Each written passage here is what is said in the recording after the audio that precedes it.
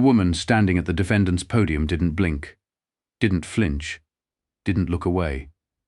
She simply folded her hands in front of her, let the echo of that gavel die in the air around her, and said, very quietly, very precisely, "Crystal clear, Your Honor."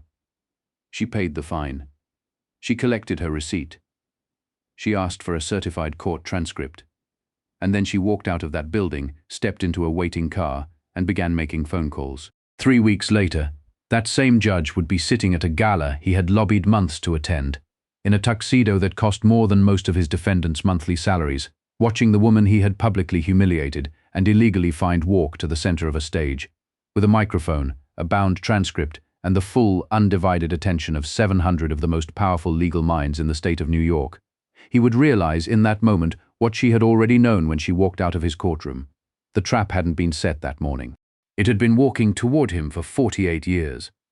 This is the story of Dr. Camille Ashford Reed, and it is a story about what happens when a man who has spent his entire career abusing the powerless finally meets someone who was never powerless to begin with. She just dressed like it. There is a particular kind of intelligence that doesn't announce itself. It doesn't wear its credentials like a badge on its chest. It doesn't lead with its accomplishments. Doesn't demand that the room adjust itself around its presence. Instead, it watches, it listens, it catalogues, it builds a picture, detail by detail, with the patience of someone who has learned through long, hard experience that the most effective move is usually the one nobody sees coming. Camille Ashford Reed had been operating that way for most of her adult life. At 46, she was the kind of woman who made other people feel like they were somehow failing without quite knowing why. Not because she was cold, she wasn't. She had a warmth that filled rooms, a laugh that was genuine and completely unguarded, a way of making whoever she was talking to feel like the most interesting person she had spoken to all week. But beneath all of that, beneath the warmth and the charm and the humor, there was a mind that was always working, always measuring, always 3 steps ahead of whatever conversation was currently happening on the surface. She had grown up in Baltimore, the youngest daughter of a postal worker and a high school history teacher, in a household where education wasn't optional and excellence wasn't celebrated. It was just expected. Her mother used to say, "Camille, you don't get to be ordinary. Not in this world, not with this skin. So you might as well decide right now to be extraordinary and stop wasting everybody's time." Her mother had not been wrong. Camille had gone to Howard University on a full academic scholarship, graduated top of her class, and then done something that surprised everyone who knew her. Instead of going straight to a corporate law firm or a federal clerkship the way her professors expected, she spent 3 years working as a public defender in Prince George's County, Maryland. She wanted to understand the machinery of justice from the ground floor. She wanted to know what the law actually felt like from the inside of a holding cell, from a plastic chair in a fluorescent-lit public defender's office, from the face of a 19-year-old kid who was about to be processed through a system that had never been designed to give him a fair shot. Those 3 years shaped everything that came after. By the time she arrived in Chicago, where she would eventually build one of the most decorated civil rights litigation practices in the Midwest, she understood something that most attorneys only encountered in academic papers. The courthouse wasn't a single institution. It was 2 completely different institutions, occupying the same physical building, operating under the same name, but functioning according to entirely different rules depending on who was walking through the door. If you arrived with money, with a lawyer in a suit, with a briefcase, and the quiet confidence of someone who knew the system would eventually accommodate you, one courthouse existed. If you arrived alone, confused, broke, and terrified, a different courthouse was waiting for you entirely.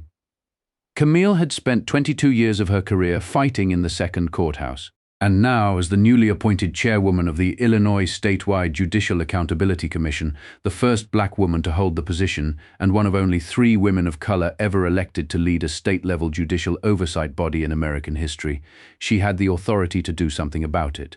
She just needed the right case to do it with. As it turned out, the right case found her.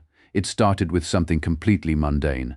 6 weeks before the story that would eventually appear in newspapers across the country, Camille Ashford Reed had been driving home from a late dinner with colleagues when she made a left turn at an intersection she used at least 4 times a week. The street was empty. It was 11:40 at night. The nearest traffic camera was 2 blocks away, and a patrol unit that had been sitting dark in a parking lot across the street chose that particular moment to flip on its lights. The officer who approached her car was young, mid-20s at most, with the particular energy of someone who had recently been told that their instincts were a virtue. He issued a citation for an improper turn and drove away before Camille had finished reading it. She could have made a call. She knew half the city's legal establishment on a first-name basis. She could have had this particular ticket reduced, reclassified, or quietly erased by 9 the following morning.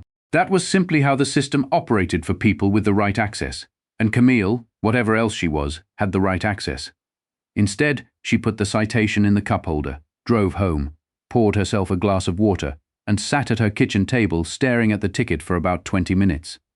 Her assistant, Marcus, called her the next morning, asking how she wanted to handle it. "I'm going to fight it myself," she said. There was a pause on the line. "Meaning you personally? Meaning I'm going to show up at the municipal courthouse with zero identification of who I am, wait in whatever line they make people wait in, sit in whatever chair they make people sit in, and see what kind of justice gets administered to a middle-aged black woman in jeans." Another pause. "Is this about Judge Harlan?" Camille set down her coffee. "Why would it be about Judge Harlan? Because he's the presiding judge in Division 6B, and because my cousin got a contempt citation from him last spring for asking a follow-up question. And because there are 37 documented complaints against him with the conduct board dating back 9 years, and every single one of them has been administratively closed without review." Camille was quiet for a moment. "Pull everything you can find on him," she said. "Every complaint, every overturned ruling, every grievance, every bar association note. I want to see the whole picture before I walk into that building." "Yes, ma'am. And what should I tell the office about your schedule Thursday morning?" "Tell them I have a personal appointment," she said. "Which I do." There is an art to becoming invisible that most people never have occasion to learn. It isn't just about wearing the right clothes. It's about shedding a posture, a rhythm, a set of signals that your body has learned to broadcast without your conscious instruction. Camille Ashford Reed had spent decades training herself to occupy space with authority, to walk into rooms in a way that made people turn, to speak in a register that suggested she was comfortable with silence because she didn't need to fill it. That was a set of behaviors she had built, deliberately, over years. Stripping it away for a single morning required almost as much effort. She left her phone in her apartment and carried a cheap prepaid device. She wore dark slacks she hadn't touched since a community event 2 years ago, and a plain navy pullover that had been washed enough times to lose its shape. Flat shoes. No jewelry except a small pair of stud earrings that had belonged to her grandmother. Hair pulled back with a drugstore elastic. A canvas tote bag instead of the structured leather portfolio that usually functioned as her second office. She took the bus. The 147 ran past her building every 12 minutes and deposited passengers 4 blocks from the Daily Center. But Camille rode it past that stop and transferred to a local line that served the municipal annex where Division 6B held its morning sessions. She sat between a woman in nursing scrubs who was reading something on her phone and a man who appeared to be sleeping, standing up, even seated, the practiced unconsciousness of someone who had learned to rest in whatever slivers of time the day provided. She watched the city pass through grimy windows and thought about the first time she had ridden a city bus to a courthouse 23 years ago, her second week as a public defender, carrying a battered shoulder bag and a legal pad and approximately $4 in her wallet. She had been terrified then, alert in the way that only comes from genuine uncertainty about what was going to happen next. She wasn't terrified now, but she was paying attention in the same way. And that, she thought, was perhaps the most important thing she could bring into that building. Division 6B of the Cook County Municipal Annex occupied the 3rd floor of a building that had last been renovated during a period when drop ceilings and beige paint were considered modern. The waiting area smelled like burnt coffee and old carpet. Every chair was taken. Every face in the room carried the particular expression of people who had been waiting long enough to stop expecting that anything was about to change. Camille found a spot along the wall, leaned against it, and observed. The clerk's window opened at precisely 8:58. By 9:15, the first group of defendants had been herded into the courtroom, if you could call it herding, given that the process involved a bailiff opening a door and waving vaguely at people without explaining where to sit, or what to do with their phones, or what would happen if they had paperwork versus no paperwork. Camille filed in with the group and found a seat near the back, The courtroom was small and oppressively lit, the kind of fluorescent overhead lighting that makes everyone look slightly ill and slightly guilty at the same time. The judge's bench was elevated just enough to make the height differential feel deliberate. The flags behind the bench, American Illinois, were slightly crooked, which Camille noted with the small, dry amusement of someone who had spent years reading courtrooms. Then the door behind the bench opened. Judge Raymond Harlan entered the way a man enters a room when he has been told for a very long time that his entrance is the most important event occurring in that room. He was somewhere in his early 60s, broad-shouldered in a way that had softened into bulk, with close-cropped grey hair and the permanently irritated expression of someone who had expected a different life than the one he'd ended up with and had decided to take it personally. Harlan had graduated in the bottom third of his law school class. He had spent 8 years in a mid-tier litigation firm doing document review before leveraging a political connection to secure an appointment to the municipal bench. That had been 16 years ago. In 16 years, he had been passed over for elevation to the circuit court 4 times. Each rejection had calcified something in him a little further, until what remained was a man who had decided that the courtroom he occupied was going to reflect, in miniature, the power and deference that the larger legal world had refused to grant him. He ran 6B like a man conducting a personal grievance against everyone who walked through the door. Camille watched him for 2 hours. She watched him cut off a retired janitor who was trying to explain that the parking violation had occurred in front of his own garage, a garage that the city had, on 3 separate occasions, documented as having no curb access restriction. Harlan didn't look at the documentation. He didn't ask the clerk to enter it into evidence. He waved it away with the back of his hand and moved on. She watched him reduce a young woman to visible trembling by raising his voice because she asked a clarifying question about payment options for a fine she genuinely could not afford. "This is not a financial counseling session," he said. "This is a court of law. Pay the fine or appear at the next hearing." "Next." She watched him twice. Address white defendants with a clipped professionalism that stopped just short of courtesy and pivot in the same breath to an entirely different register when the name called belonged to someone black or Latino. The shift wasn't dramatic. It was a degree of temperature, a tone, a posture, the kind of thing that required you to be watching carefully to see it. And that disappeared entirely the moment you tried to describe it to someone who hadn't been in the room. She wrote none of this down. She had an excellent memory. She had been told since childhood that her memory was unsettling in its precision, and she had spent her adult life learning to treat it as the professional tool it was. She catalogued everything. At 11:40, the clerk called her name. Camille Ashford Reed, docket number 7712.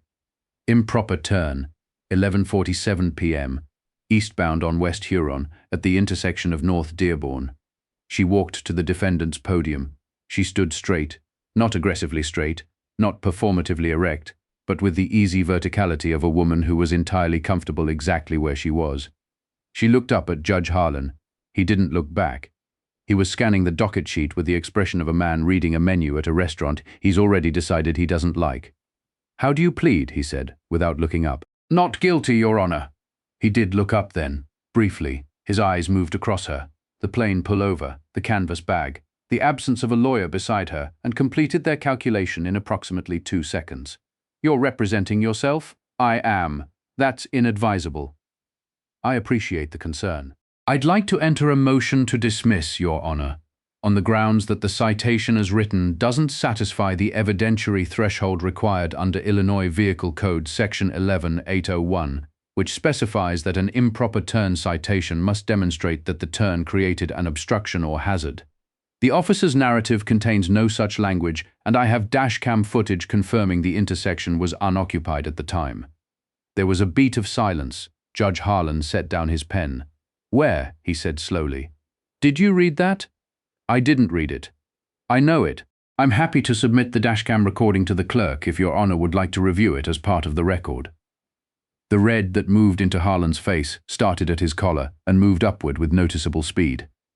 "You don't come into this court and tell me what you know. You come in here and answer my questions. Do you understand the difference?" "I understand that you're asking me to limit my defense, Your Honor, which would be inconsistent with my right to due process. I'm asking you to stop performing." "I'm not performing. I'm defending myself." "You are not an attorney. You are a defendant. You will speak when I direct you to speak, and you will confine your remarks to responsive answers. Are we clear? Camille looked at him for a moment. We're clear that I understand what you're saying, Your Honor. The distinction was subtle. Harlan either didn't catch it or chose to interpret it as compliance. He picked up his pen. I find the defendant guilty of the cited violation.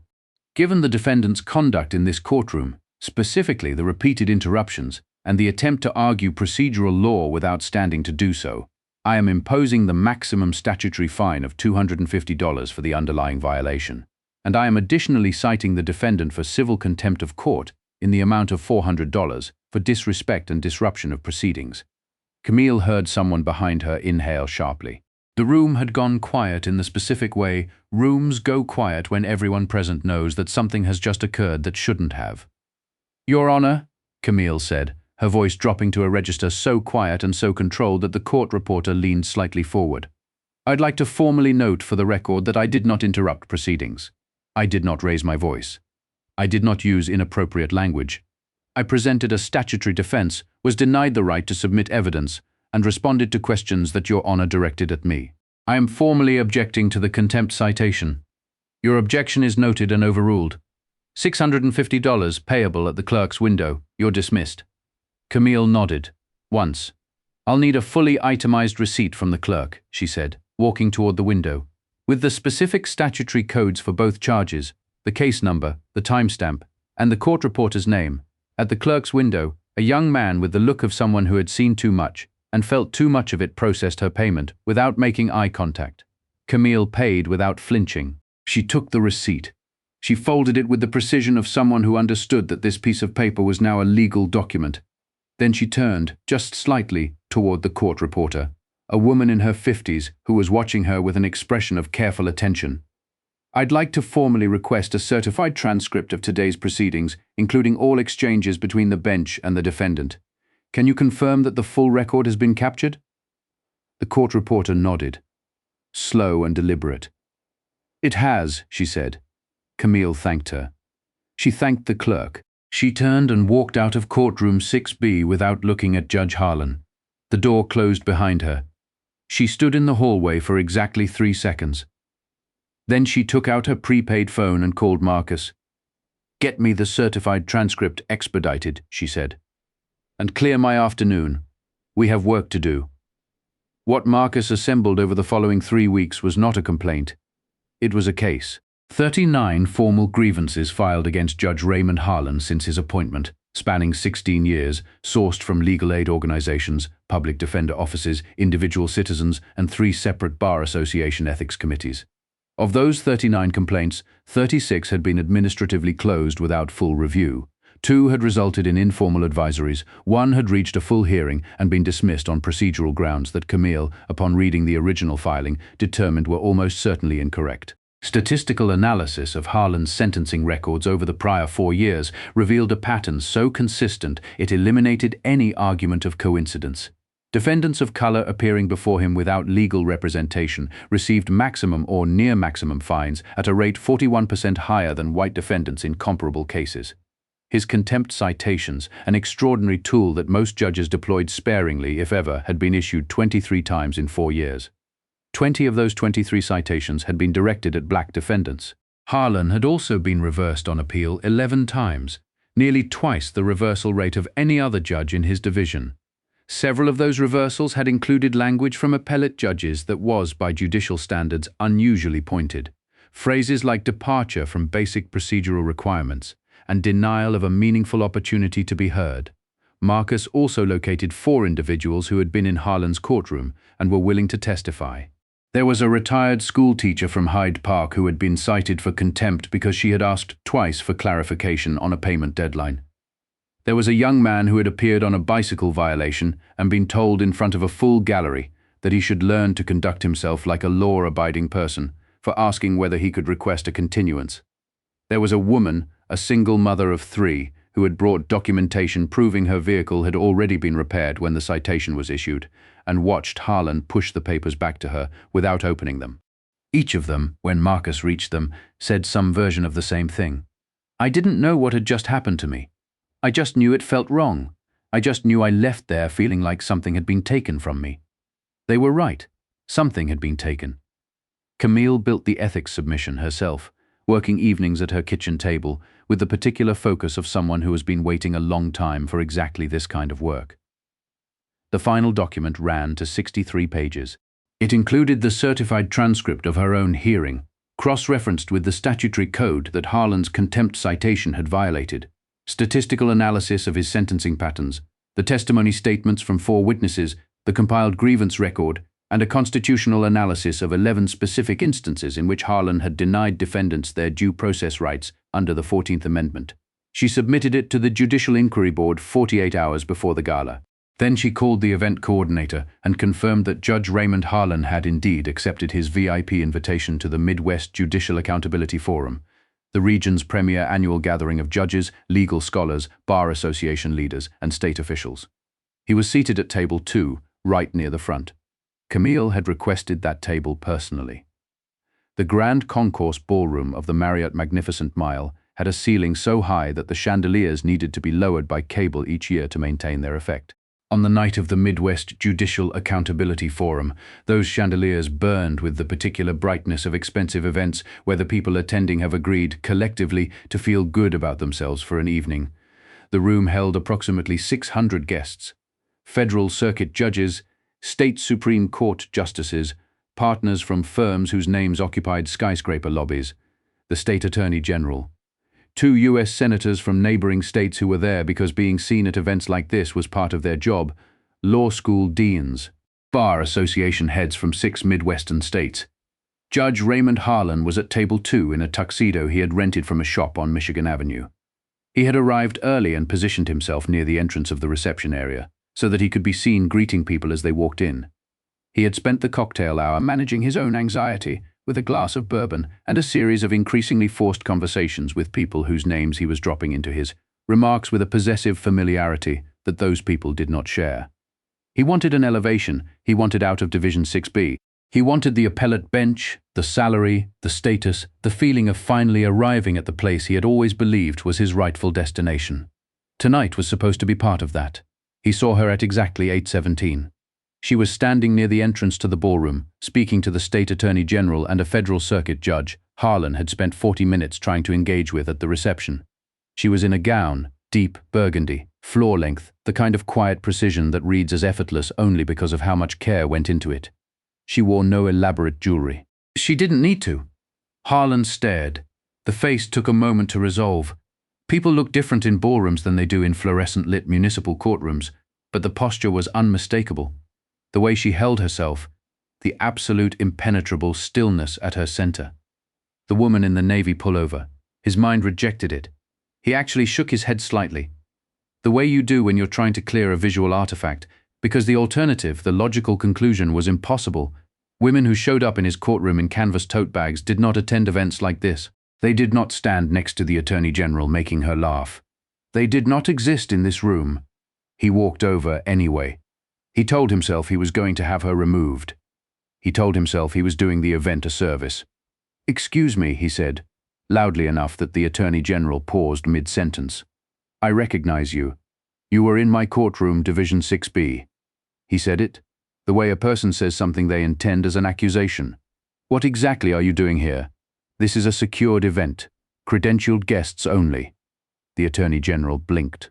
The circuit judge looked at Harlan with the expression of a person working very hard not to react visibly. The woman looked at Harlan for a moment. "I was invited," she said. "By whom?" "By the committee," she said. As the keynote speaker, at that moment, the ballroom's lighting shifted and the evening program director's voice came over the sound system, requesting that guests find their seats for the commencement of the program. Harlan stood exactly where he was as the crowd began to move around him. He felt the blood leave his face. "Find your seat, Judge Harlan," the woman said, not unkindly, almost gently. "The program is about to begin." She walked toward the stage. He walked toward table 2. He sat down. He put both hands flat on the tablecloth, as if checking that the table was still solid. The outgoing chair of the forum gave introductory remarks that lasted approximately 6 minutes and that Harlan heard none of. He was watching the stage the way a man watches an approaching storm when he has nowhere to go. "It is my extraordinary honor," the chair said, "to introduce this year's keynote speaker." She began her career as a public defender. She has argued before federal courts in 11 states. She is the author of 3 landmark briefs on municipal court reform. And 4 months ago, she made history as the first black woman ever appointed to chair the Illinois Statewide Judicial Accountability Commission. Please welcome Chairwoman Camille Ashford Reed. The applause was immediate and total. 600 people rose to their feet. At table 2, Judge Raymond Harlan did not stand. He couldn't. She walked to the podium. She stood for a moment, looking out at the room, letting the applause settle, and then she looked very specifically, with no attempt at subtlety, at table 2. At the man sitting there, who was the only person in the room not standing. She smiled at him. It was not a warm smile. "Thank you," she said. "I want to talk tonight about the part of the justice system that this room usually doesn't talk about." Her voice moved through the ballroom with a clarity that didn't require volume. She spoke the way very few people speak, with the complete confidence of someone who knows exactly what they're going to say, why it matters, and what they need the room to feel by the time they're finished. "We spend a great deal of energy in rooms like this one discussing appellate procedure, federal precedent, the Supreme Court's evolving relationship with administrative law. These conversations matter, but they are not where most people in this state encounter the legal system.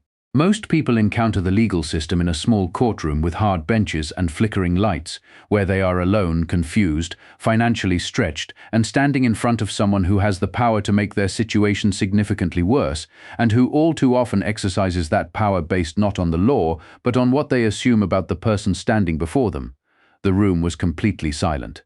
6 weeks ago, Camille continued, "I decided to see that system for myself. I left my title in my apartment. I left my credentials in my desk. I put on a plain sweater and took the bus to Division 6B of the Municipal Annex, where I had a hearing scheduled on a minor traffic citation I intended to contest." She reached beneath the podium and placed a bound document on the surface. "I want to read you something. This is taken verbatim from the certified transcript of that proceeding. The words are those of the presiding judge directed at me after I cited the relevant section of the Illinois Vehicle Code in support of my motion to dismiss." She opened the transcript. She read it. She read all of it. The instruction to stop speaking. The dismissal of her statutory argument. The contempt citation. The maximum fine. The denial of her right to submit evidence. She read it in the flat, precise voice of a lawyer reading testimony into the record, which was exactly what she was doing. The silence in that room had a weight to it. Federal judges were leaning forward. Appellate justices had stopped taking the small, polite sips from their water glasses that had occupied their hands throughout the evening. The Attorney General, whom Harlan had seen speaking to Camille at the reception, was looking at table 2 with an expression Harlan couldn't name but understood instinctively. "This is not an isolated incident," Camille said. She closed the transcript. "This is a pattern, documented over 16 years, 39 formal complaints, a reversal rate nearly double the divisional average, sentencing disparities that are statistically impossible to attribute to chance, and a collection of testimonies from ordinary citizens, a retired school teacher, a young man contesting a bicycle violation, a single mother whose documentation was returned to her unread, whose accounts form a picture of a courtroom that has not been administering justice. It has been administering humiliation." She picked up the bound document and held it up. 4 days ago, I submitted a 63-page ethics complaint, including this transcript, this statistical analysis, and these testimonies, to the Judicial Inquiry Board. I'm calling tonight for the immediate suspension, pending full investigation, of Judge Raymond Harlan of Division 6B. She looked at table 2. "Who is here this evening?" 600 heads turned. Raymond Harlan sat at table 2 in his rented tuxedo, and for the first time in 16 years, he understood precisely what it felt like to be the person in the room without power.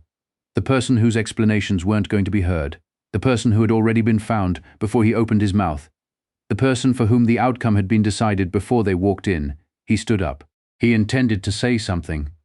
What came out was nothing. He sat back down. Then he stood up again, turned toward the aisle. He walked out of the ballroom. He did not walk. He moved through the space the way a person moves when the architecture of an evening has collapsed around them and they are operating on pure animal instinct. The doors closed behind him. Inside the ballroom, The applause that followed Camille Ashford Reed's final remarks lasted 4 minutes and 12 seconds. Several people counted. The Judicial Inquiry Board does not, as a rule, move quickly. In the case of Judge Raymond Harlan, it moved with a speed that surprised even Camille. Within 72 hours of her public remarks, the board had issued a temporary suspension. Within 2 weeks, a full evidentiary hearing had been scheduled. The story had appeared in the Chicago Tribune, the Sun-Times, the ABA Journal, and, in a development that required no assistance from anyone, the New York Times, which ran a piece under the headline, "In a Gala Moment, a Judge Discovers His Own Record." Harlan retained legal counsel, then his legal counsel withdrew. He retained a second attorney, who lasted 11 days before citing a scheduling conflict that everyone in the Chicago legal community understood was actually a desire not to be publicly associated with a case that was, by that point, generating the kind of attention that does not help careers. He ended up representing himself at the hearing. There was a quality of bitter symmetry to that, which Camille did not comment on publicly. She was not a person who needed her revenge narrated. The hearing lasted 3 days. Camille did not testify herself. Her complaint documents and the certified transcript spoke with sufficient clarity. Instead, Marcus coordinated the presentation of witness testimony. The schoolteacher, the young man, the single mother, and 14 additional individuals who had come forward in the weeks following the gala's coverage.